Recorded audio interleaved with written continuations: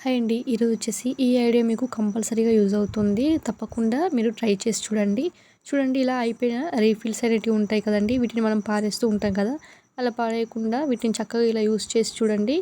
చూడండి ఈ రీఫిల్‌లోకి ఈ థ్రెడ్‌ని ఇలా పెట్టేసేయండి. అంటే కొంచెం మందపాటి థ్రెడ్ అనేది తీసుకోండి. అప్పుడే మనకు కరెక్ట్‌గా ఉంటుంది.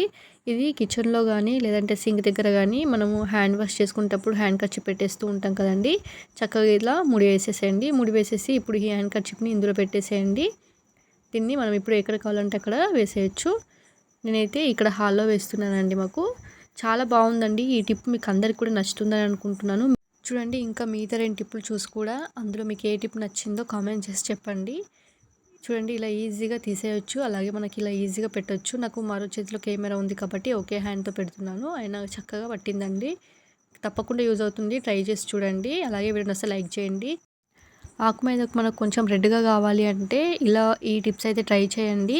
అలాగే నేను మిక్సీ పట్టేటప్పుడే కొంచెం చింతపండు, అలాగే కొంచెం పెరుగు, కొంచెం నిమ్మరసం కూడా వేస్తాను. ఆ వీడియోస్ అన్నీ కూడా ఛానల్‌లో ఉన్నాయి. ఇందులోనే ఈ వీడియో చూసేస్తారు. మీకు యూజ్ అవుతుందని చెప్పేసి ఇందులోనే చెప్తున్నానండి. అలాగే మనం ఆకు మీదకి పెట్టిన తర్వాత ఇలా కొంచెం కొబ్బరి నూనె పెట్టుకున్నాం అనుకోండి ఎర్రగా అనిపిస్తుంది. చాలా బాగా కూడా ఉంటుంది.